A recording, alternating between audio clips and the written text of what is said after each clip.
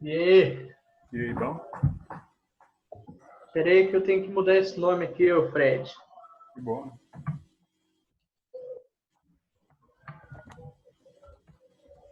O notebook deu uma...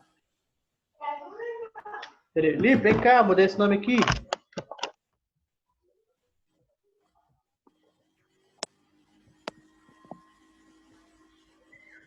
E aí, grande. lá, né? Vem cá, Lipe.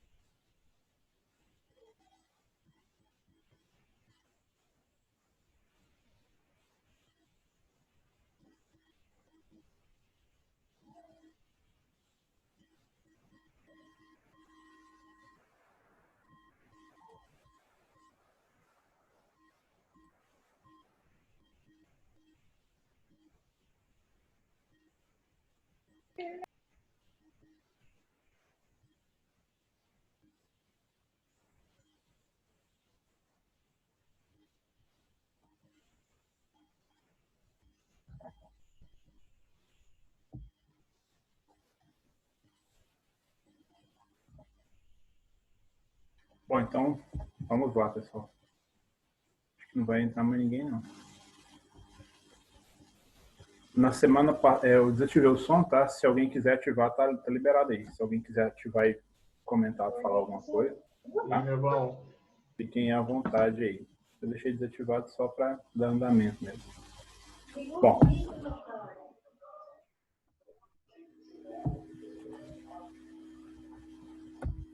vamos falar hoje especificamente sobre as propriedades de fato, né? Sobre os efeitos coligativos, tá? Nós falamos sobre osmose na quarta passada e falamos também sobre pressão máxima de vapor, diagrama de fases, né? Volatilidade também, né? Vamos só dar uma relembrada no gráfico aqui, para a gente poder fazer algumas leituras nele, tá? Nesse caso aqui, a substância que tem maior pressão máxima de vapor é o disulfeto de carbono, né? Tanto também ela possui o menor ponto de ebulição e ela também é a substância mais volátil, tá? Então, quando a pressão máxima de vapor é alta, a substância também é bastante volátil e o seu ponto de ebulição é baixo, tá? Aqui a gente tem as outras substâncias aí, né? Até chegarmos aí na água, né? A água vai ser dessas substâncias aí com a menor pressão máxima de vapor, tá? Ela vai ser também a substância menos volátil, tá? E também ela é a substância que possui o maior ponto de ebulição, tá? Lembrando só que a pressão máxima de vapor é uma propriedade de cada substância, né?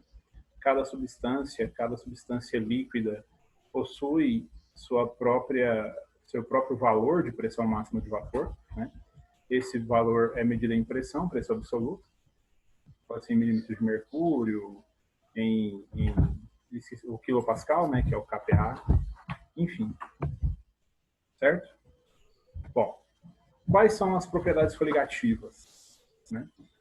Basicamente, além da osmose, que nós já falamos, nós temos a tonoscopia, a ebulioscopia e a crioscopia, tá? Vamos falar primeiro sobre a tonoscopia. A palavra tônus, ela vem de pressão, ok? Então, a tonoscopia ou tonometria vai falar algo associado à pressão máxima de vapor da substância, ok? Qual que é o conceito? Qual a definição de tonoscopia, né? Basicamente, é o abaixamento da pressão máxima de vapor, tá? Ou seja, a diminuição do valor da pressão máxima de vapor de uma substância, né? De um solvente. Como isso acontece? Quando a essa substância for adicionado um soluto, né? E esse soluto ele tem que ser um soluto não volátil, tá? Então, se você tem um recipiente com água, água pura, né? E em outro recipiente você tem água e qualquer solvente qualquer soluto, desculpem, que seja essa solução, essa mistura, né? Ela terá uma pressão de vapor menor que a da substância pura. O que isso quer dizer? Que se essas duas substâncias forem colocadas em recipientes abertos, né, você vai perceber, com o passar de um pequeno intervalo de tempo, que a substância pura, né, o solvente puro, ele vai evaporar mais rapidamente do que a mistura. Tá? Então, a definição, né, a diminuição da pressão máxima de vapor de um solvente quando a ele é adicionado um soluto não volátil. Aqui eu coloquei essa figura, né? Nós temos aí no primeiro quadro apenas partículas de água, né? As representações aí de moléculas de água, tanto no estado líquido quanto no estado gasoso, né?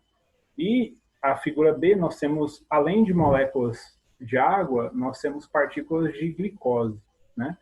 E essas partículas de glicose, elas vão agir, de maneira geral, aí, né? Como barreiras para a passagem da água líquida para o estado vapor, para o estado gasoso, certo? Lembrando que nas propriedades coligativas, quanto maior for o número de partículas de soluto não volátil, né, maior será a interferência, maior será a dificuldade desse sistema em passar, em transitar do estado líquido para o estado gasoso, tá? Dúvidas podem ir falando aí, gente. A segunda propriedade coligativa, né, o segundo efeito coligativo, é a ebulioscopia. Aqui a gente já percebe o termo ebuli, né? Falando então de ebulição, ok? No caso da ebuliometria, o que nós temos? Quando a um solvente é adicionado um soluto não volátil, o ponto de ebulição vai aumentar, certo? A mesma coisa aconteceu, se a gente for avaliar de outra perspectiva, lá, a tonoscopia, né? Quando você torna uma mistura menos volátil, né? Apesar de que nós lá falávamos especificamente da evaporação, né?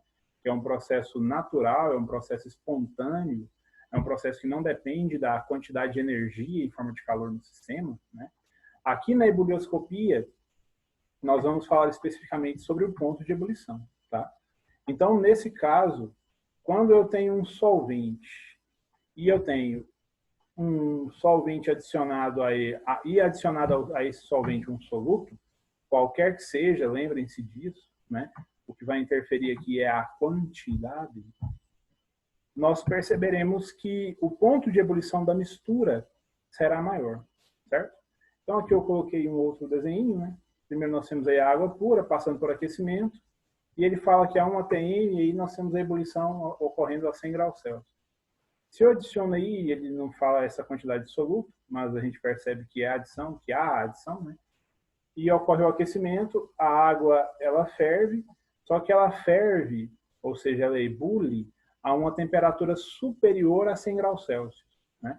Então, o ponto de ebulição da substância pura, ele será sempre menor que o ponto de ebulição de uma mistura envolvendo essa substância, esse solvente. Tá? Um outro gráfico aí. Nesse gráfico, nós percebemos o quê? Nós temos aqui o x, y. Em x nós temos a temperatura, em y nós temos a pressão. Nós temos aqui a curva de volatilidade, a curva da pressão máxima de vapor do líquido puro, né? E do lado aqui tracejado, nós temos a curva de pressão máxima de vapor, ou no caso aqui a curva de ebulição, né? Da solução, da mistura. Então a gente percebe o quê? Que a temperatura, ela é maior, né? A temperatura de ebulição da mistura, ela é maior do que a temperatura de ebulição da substância pura, tá? Bom, a próxima propriedade coligativa, crioscopia ou criometria, né? O termo crios vem de isso mesmo, congelamento. Vocês viram que eu congelei? Não? Desculpa. Bom, o que a crioscopia vai nos dizer? Nós temos aqui o abaixamento do ponto de fusão.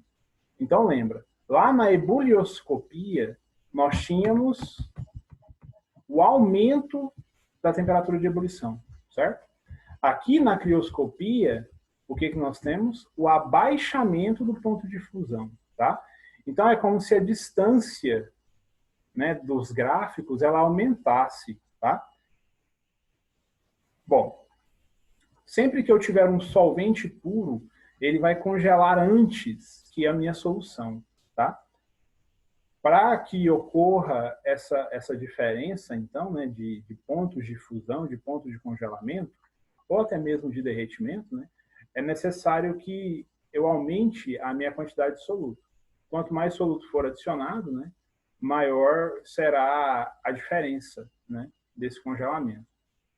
Uma substância pura, um solvente puro, né, sempre congelará antes que uma mistura, né? Uma coisa que é bem interessante de se comentar aqui é a questão das bebidas alcoólicas, né? Você pega uma garrafa com água, ou até mesmo com suco, né, suco de polpas de fruta, esses sucos artificiais e tal, e você coloca no congelador, ele congela, né? Agora, se você pega uma bebida alcoólica, os congeladores convencionais, eles não as congelam, né? Eles não congelam essas bebidas alcoólicas. Por quê? A bebida alcoólica, no caso da cerveja que eu citei, né, você tem, além de água, sendo grande parte da bebida, você tem outras substâncias. Tem diversos, alguns carboidratos, né, no caso da cevada, do lúpulo, enfim, tem várias substâncias dissolvidas, né? Tem o álcool, né, por mais que o teor alcoólico das bebidas, das cervejas não seja tão alto assim, né? A presença desses solutos, né, ele interfere, a presença dessas substâncias interfere no ponto de fusão da substância, né, da cerveja, da bebida, né? Então, quanto mais solutos você tiver, menor será o ponto de fusão. Para congelar o álcool, o ponto de fusão do álcool é menos 170, se eu não me engano. Eu vou até confirmar aqui, mas é uma temperatura muito baixa. Mas, basicamente, o congelamento, né, da água, ele vai acontecer a basicamente 0 graus Celsius. E esses congeladores, né, convencionais, eles chegam a -2, no máximo estourando a -5. Não passa disso de jeito nenhum. -114, o ponto de fusão do etanol, né? Enquanto que o da água é 0, né? Aí aqui um gráfico que mostra aquela relação que eu falava, né? Lá no ponto de ebulição, deixa eu só voltar de novo aqui, nós temos o gráfico, ele fica mais distante, né? Aqui na fusão, o gráfico ele é invertido, né? O ponto de fusão da substância pura, ele sempre será maior, né? A melhor maneira de ver isso aqui é assim: o congelamento da mistura ele é mais tardio, ele demora mais a acontecer, tá? Essa tabelinha aqui, eu utilizo ela não tem muito tempo para tratar de propriedades coligativas, mas é uma tabela que ajuda demais no estudo, né? Essa tabela, ela traz aqui 4 sistemas, né? Eu tenho um formado por água pura, uma solução com 1 mol de glicose, né? Uma outra solução com 1 mol de NaCl, sal de cozinha, né? E uma outra solução com, além dos 1000 gramas de água, 1 mol de CaCl. Tá? Bom. Opa. Em cada um desses sistemas, a gente vai perceber aí o número de partículas de soluto dispersas na solução. De glicose vai ser 1 mol. Isso por quê? Porque a glicose é uma substância molecular, uma substância covalente, né? E as substâncias moleculares, quando dissolvidas em água, a única coisa que acontece é que elas transitam, vamos dizer assim, para o estado aquoso, tá? No caso do sal de cozinha, eu tenho 2 mols de íons, né?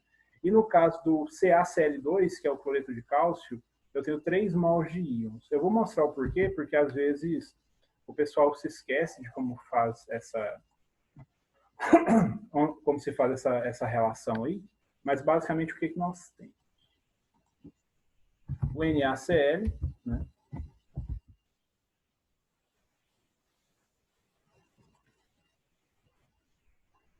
Quando colocado em água, ele vai formar o Na+, e, vou colocar outro mais aqui, né?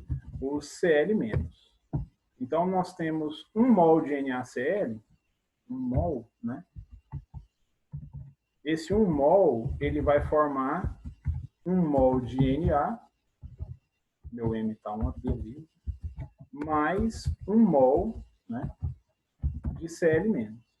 Beleza? Se eu pego o CaCl2,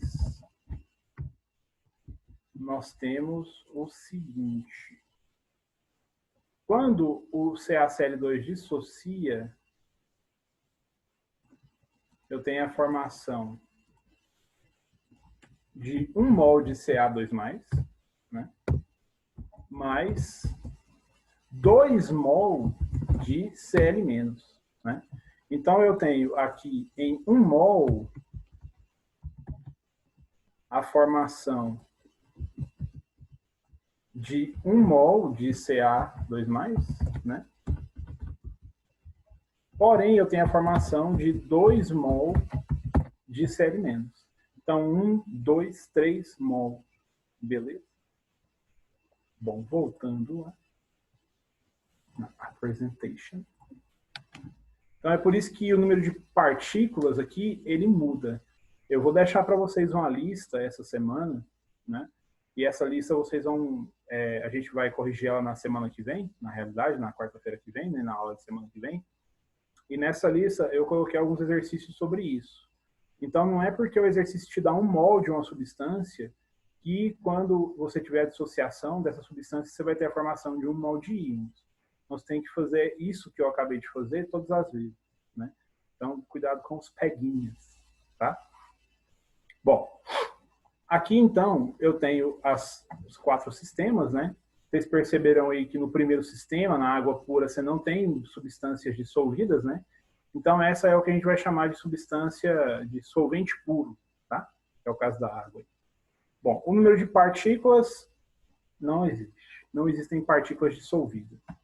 A pressão máxima de vapor a 30 graus Celsius é de 31,82 milímetros de mercúrio.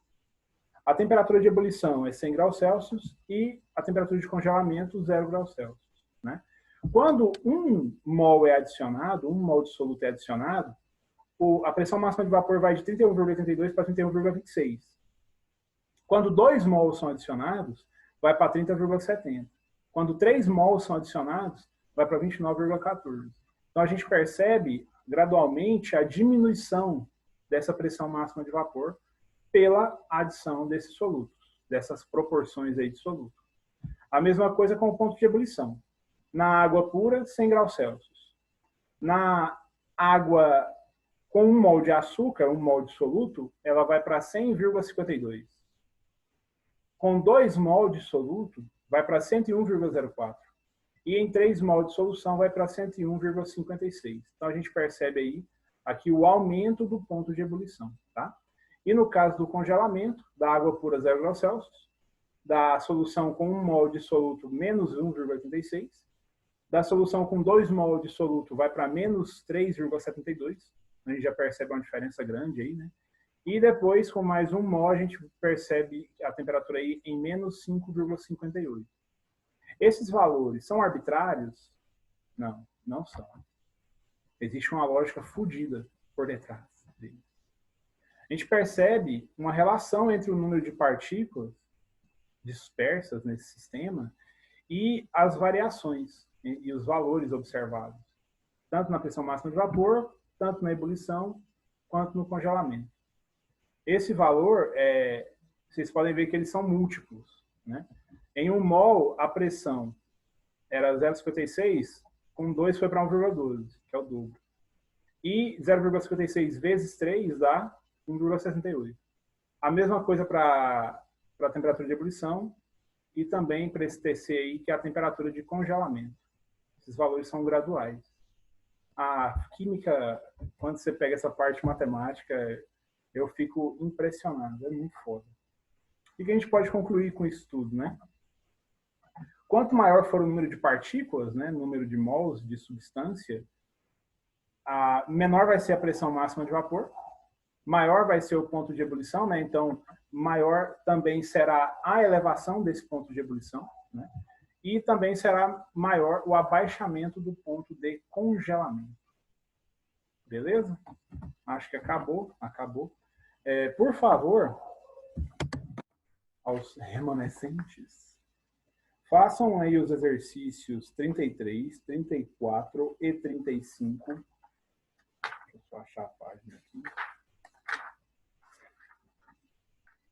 Página 153 e 154. 33, 34 e 35. Vamos tentar já corrigir eles hoje. Vou dar uns 10 minutinhos para vocês aí. Professor, Pode falar. eu tenho uma dúvida. Pode falar. É do início, acho que é mais do início da aula, mas é porque, por exemplo, em relação ao gelo, quando ele está congelando, a água, querendo ou não, ela não é uma mistura pura. Não é só H2O que tem ali, até porque só H2O não é o que a gente precisa para sobreviver, precisa ter sais e tal.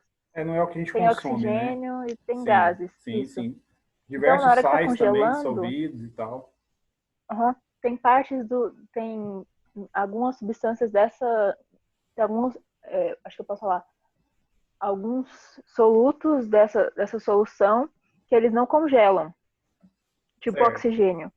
Aí fica aquela sim. parte branca, meio que transparente, assim, né? E você consegue perceber Isso é o até oxigênio? a formação daquelas bolinhas. Você já deve ter visto isso no gelo. Fica tipo umas bolinhas no meio do gelo, né? E uma coisa muito importante de lembrar disso também, Júlia, é a questão seguinte. Na nossa casa, a água não congela a 0 graus Celsius.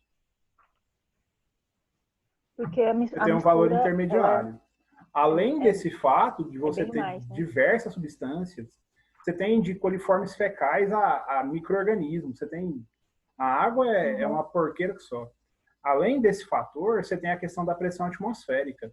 Nós estamos acima do nível do mar também, né? Então, isso interfere também no ponto de congelamento. Eu falo 0 graus Celsius, é mais ou menos se arredondar a gravidade para 10. É só para, na maldoso, só para facilitar o processo. Mas sim, isso aí é muito importante, porque a gente não consome no dia a dia substâncias puras. Não consome, não existe no nosso dia a dia. Seja gases, líquidos, talvez nem metais, porque você vai ter muitas impurezas. Para você ter uma substância pura, o processo ele é muito caro. O custo do processo é muito caro, né?